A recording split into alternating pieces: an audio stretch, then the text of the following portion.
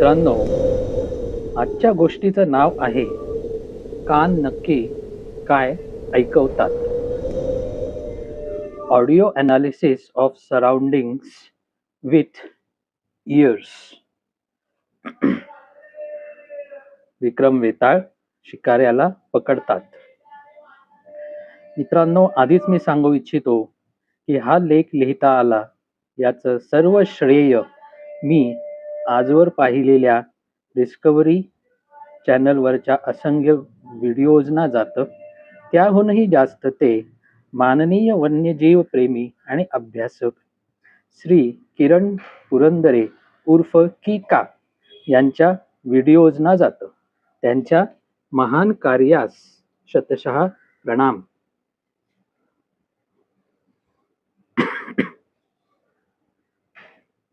त्या दिवशी विक्रमाच्या दरबारात लहान मुलांना बोलवलं होतं. पूर्ण दरबारात फिरवून आणल्यानंतर मुलं दमून कंटाळून गेली होती. ती फ्रेश व्हावीत म्हणून त्यांचा आंधळी कोशिंबिरीचा खेळ घेण्यात आला. एका विशिष्ट जागेत मुलं पळू लागले आणि ज्याच्यावर राज्य आलंय त्याच्या डोळ्यांना पट्टी बांधून तो या पळणाऱ्यांना आऊट करू लागला. खरोखरच ज्याचे कान तीक्ष्ण असतात, ज्याने मुलांचे आवाज कोणाचे कसे आहेत, कोण किती वेगाने पळतो हे जाणून घेतलंय, ज्याला वेगाचा आणि दिशांचा बरोबर अंदाज आहे, तोच जास्तीत जास्त जणांना आऊट करू शकतो. विक्रम राजा असाच त्या अमावस्येच्या अंधाऱ्या रात्री जंगलाचे आवाज ऐकत आणि त्यांचे अर्थ लावत चालला होता. वेताळ आलाच हे काही सांगायला नको. काय रे विक्रमा, तुम्हा माणसांना इतरांना आऊट करण्याची भारी हौस. काय समजली? पण हे आंधळी कोशिंबीर प्रकरण फार ग्रेट आहे. तू म्हणतोस तसं ज्याचं श्रवणेंद्रिय खूप तीक्ष्ण आहे तोच खूप जणांना आऊट करतो. बरोबर आहे तुझा विचार. मला खरंच सांग रे राजा, हे कान जे ऐकण्याचं इंद्रिय आहे ते फक्त ऐकतं का अजून कशाचा अंदाज घेतं? काय काय ऐकतं? वेताळा, माझ्या मते आपले कान हे आजूबाजूच्या परिसरात असलेल्या सजीव आणि निर्जीवांच्या हालचाली म्हणजे मुवमेंट्स कशा होत आहेत, ते एकमेकांवर कसे धडकतायत, किती जोरात धडकतायत, धडकताना किती बल म्हणजे फोर्स लावतायत, कुठून कुठे किती वेगाने जात आहेत, सजीव एकमेकांना काय सांगायचा प्रयत्न करतायत, सजीव निर्जीवांच्या हालचालीत काही पॅटर्न आहे का, म्हणजे ठराविक वेळात किती वेळा सारखे सारखे धडकतायत का एकदाच जोर का झटका देत आहेत, या सर्वांची माहिती देतात. धडका धडकी अशी ही धडका धडकी असं काही गाणं म्हणायला लागशील रे आता.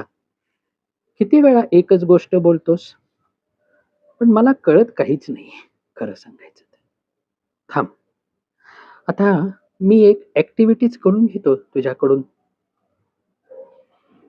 मी असं ऐकलंय की तुझ्या राज्यातल्या अभयारण्यात काही शिकारी अशा अमावस्येच्या रात्रीच घुसतात, अंधाराचा फायदा घेऊन वनरक्षकांना चुकवतात आणि प्राण्यांची शिकार करतात. तर आज मी तुला तिथल्या तळ्यावरच्या मचाणातच घेऊन जातो. तिथं सर्व अंधारच आहे. तू तिथे मला कानाचे महत्व सांग आणि शिकाऱ्यालाही पकड. एका दगडात दोन पक्षी काय, असं म्हणायचा अवकाश. विक्रमाला घेऊन वेताळ त्या जंगलातल्या तळ्यावरच्या मचाणामध्ये गेला सुद्धा. तळ्याच्या एका बाजूने प्राणी पाणी पिण्यासाठी येत. त्याच्या समोरच्या काठाच्या बाजूला पुढं मोठं रान होतं. मग काही अंतरावर जंगलाची बॉर्डर लागत असे आणि त्या पलीकडे विरळ मनुष्यवस्ती होती, बफर झोन. शिकारी तिथेच येत आणि तिथूनच बॉर्डर क्रॉस करत आणि जंगलात घुसत.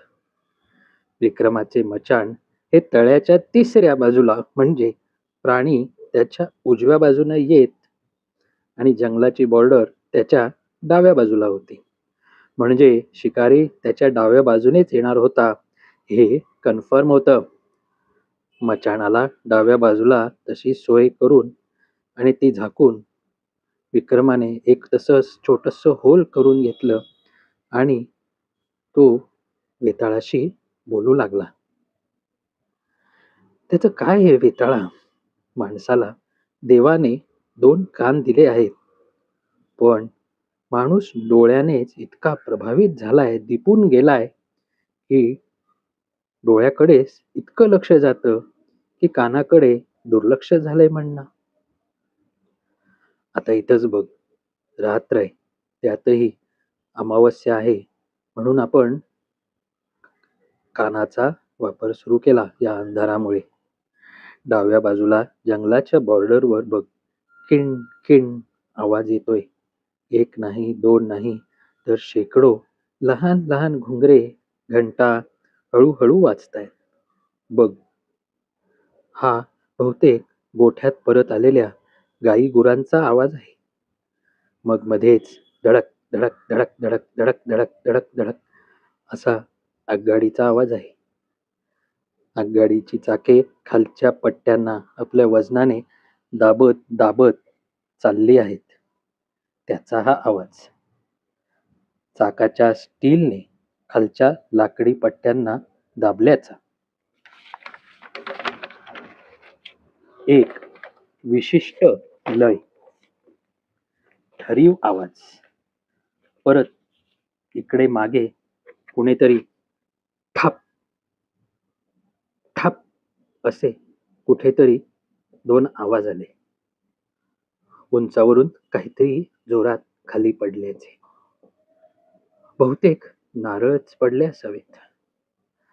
तळ्याच्या जवळच्या डावीकडल्या हलत्या गवताच्या अंगावरून उडून वारा पलीकडे गेला आणि गवताच्या थरकापाचा सर्र असा आवाज जिकडे तिकडे रेंगाळला. मग तळ्याच्या उजवीकडे असलेल्या वाटेने एक रानटी कुत्र्यांचा कळप भू भू आवाज करत करत करत आला. बारके बारके पाय चपक चपक करत पाण्यात शिरले. चुबुक चुबुक आवाज करत पाण्यावर अनेक आवाजांनी फेर धरला आणि तृप्त झालेल्या कुत्र्यांनी परत एकमेकाला घासत ओरडत परत रानाची वाट धरली. मग गवताच्या वाटेने पुन्हा काही सर्र सर्र असा आवाज आला. वारा तर नव्हता, पण एक महाकाय अजगर सळसळत तळ्यावरच्या एका झाडाच्या फांदीला लटकल्यामुळे फांदी वाकल्याचा कर्र असा आवाज आला आणि अजगराने कापलेल्या जिभांच्या काटे चमच्याने पाणी गिळलं आणि लगेच गुडूप झालं झाडीत. पुन्हा उजव्या पायवाटेने धाड धाड असे जमिनीच्या छातीवर पाय देणारे वजनदार पाय. 1 ना 2 ना 3 ना 10, बहुतेक 10-15 हत्ती असावेत.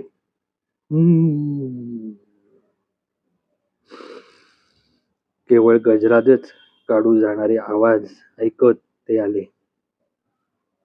असे आवाज आसमंतात घुमले. रस्त्यात अनेक दगड, अनेक झाडं यांना धडक देत ते आले. मग जोरात पाण्यात घुसल्याचे फस फस आवाज आले. सोंडेत पाणी घेऊन ते उडवल्याचे फुर्र फुर्र आवाज आले. विक्रमा, तू हे आवाज ऐकतोयस तो सजीवांचा की निर्जीवाचा, जाणून बुजून काढलेला की आपोआप झालेला, हे कसं कळतंय? आवाजाचा पॅटर्न. वेताळा जसा चित्रामध्ये असतो ना, तसं प्रत्येक आवाजाचा पॅटर्न असतो बघ. आता सुरुवातीला ती आगगाडी गेली, तो धडक धडक करत सतत एकसारखा आवाज केला तिने, तिचा तो पॅटर्न. गावातल्या मंदिरात येणाऱ्या भजन पार्ट्यांच्या आवाजाचा एक पॅटर्न. गाईगुरांचा कळप निघाल्यानंतर त्यांच्या गळ्यातील घंटेच्या वारंवार होणाऱ्या आवाजाचा, वळवळत गवताला घासत जाणाऱ्या अजगराच्या हालचालीचा, असे प्रत्येक सजीव जेव्हा निघतो, वावरतो, तो असे वारंवार होत राहणारे विशिष्ट आवाज करत जातो. आगगाडी निर्जीव असली तरी सजीव मानवानेच तयार केलेली, नाही का? त्यामुळे यांच्या हालचालीमुळे सेमच आवाज वारंवार होत राहतो. त्यामुळेच तो कोणा सजीवाने केला हे कळतं. कुत्र्यांचे, कोल्ह्यांचे, टिटवीचे, मोराचे, हुप्प्या माकडाचे, सिंहाचे हे सारे स्वतःहून केलेले आवाज हे तर एकमेकांशी बोलायला केलेले संभाषण, तेही कळतं. कारण वारंवार एका विशिष्ट फ्रिक्वेन्सीने पॅटर्नने होणाऱ्या या आवाजाला आजूबाजूचेही प्राणी ओळखत असतात. पण जेव्हा निर्जीवाला निर्जीव आपटतो, धडकतो, तेव्हा प्रकार वेगळा असतो. ते दोन नारळ नाही का मगाशी आपोआप पडले, तो नारळ आणि जमीन हे सॉलिड्स एकमेकांना आपटल्याचा आवाज. वारा सर सर करत गवताच्या डोक्याला घासून गेला, तो आवाज.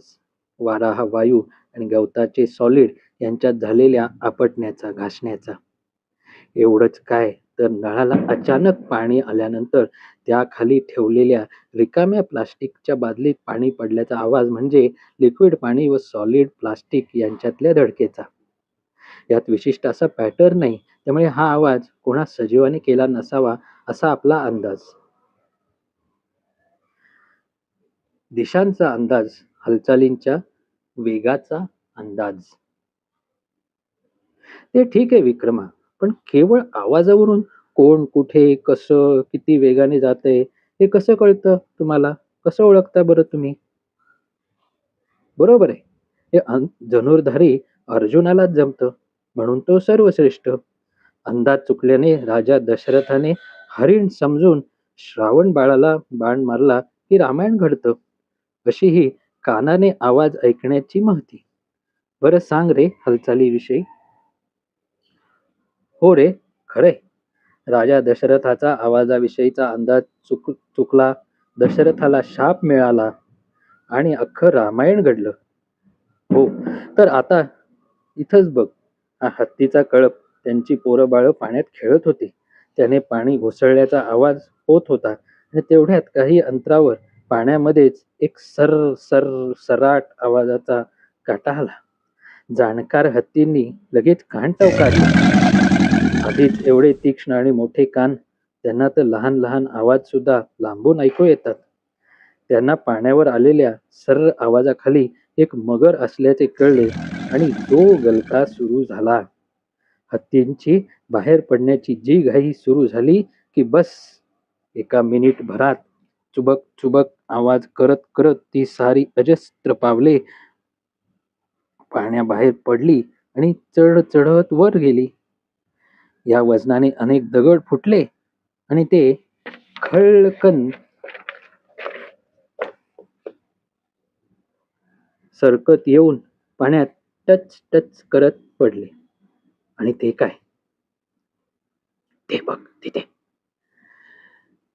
त्या मोठ्या काटेरी झुडपाकडे काहीतरी सळसळलं. झाडाच्या हलकेच सळसळण्याचा आवाज. या उजवीकडच्या लांबच्या कुठल्या तरी मागच्या बाजूकडून हा हळूचा आवाज सुरू झाला. परत थंड, परत पुढचं झाड शहारलं, परत पुढचं. त्या काळाशार बुटक्या झुडपांमागे काही वजनदार नक्कीच होतं, पण त्या वजनाच्या मालकाला आपली जाणीव करून द्यायची नव्हती. पण ती झालीच, कारण तिथल्याच उंच पिंपळाच्या झाडावरच्या हुप्प्याने की की की करत लांबच्या पिंपळाकडे सूर मारला. वजनाने पिंपळ सळसळलं. अर्थातच तिथे कोणीतरी जंगलातला सेलिब्रिटी आला होता किंवा होती, कारण तिथूनच हरणांच्या छोट्या छोट्या खुरांच्या टापांचा हलकासा आवाज आणि त्यांच्या कळपात उडालेल्या घाईगर्दीचा आवाज थोडा वेळ दरवळत राहिला आणि आणि दबकत दबकत पण तरीही रुबाबात एका राजाला शोभेच्या पॅटर्नमध्ये चालणारा तो दणकट पंजाचा मालक तिथे आला किंवा आली. हो, आलीच म्हणायला पाहिजे, कारण दुडू दुडू धावणारी बछड्यांची मियाव मियाव करत चाललेली ती बाललीला तिथे प्रगटली. अरे विक्रमा, हे रात्रीचं जंगलराज म्हणजे आवाज ओळखण्याची कसोटी. जो शातीर, ज्याचे कान तिखट, तोच करणार सगळ्यांना चितपट. पण जसे वाघ इतरांच्या मागावर असतात, तसे शिकारी पण असतीलच ना वाघांच्या मार्गावर. हो वेताळा, हळू बोल. विक्रम राजा पुटपुटल्यासारखा बोलला. तो बघ, डाव्या बॉर्डरकडच्या कुंपणातून दबकत दबकत चोर पावलं हळूहळू तळ्याकडे येत आहेत. इथून जशी वाघीण आणि तिची पिल्ले तळ्यात शिरतायत, तसे इथून 4 बुटांचा आवाज तळ्याच्या दुसऱ्या बाजूला येऊन शांत झालाय. ते बघ, त्यांनी धनुष्याचा आवाज करून त्याला बाण लावण्यासाठी बॅगची चेन उघडली आहे. आता त्यांची खैर नाही. असं म्हणता क्षणीच राजा विक्रमाने मचाणाच्या बाजूला केलेल्या छिद्रातून धनुष्य बाण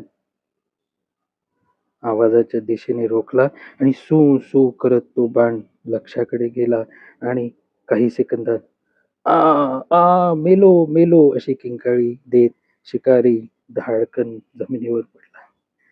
त्याला आणि त्याच्या साथीदाराला राजाच्या सैनिकांनी पकडले आणि बंदीगृहात टाकले. शाबास राजा, शाबास. तुझ्याकडून हीच अपेक्षा होती. असाच कायम प्राण्यांची रक्षा करत जा. पण आता माझी जाण्याची वेळ झाली. येतो मी विक्रमा. आ आ आ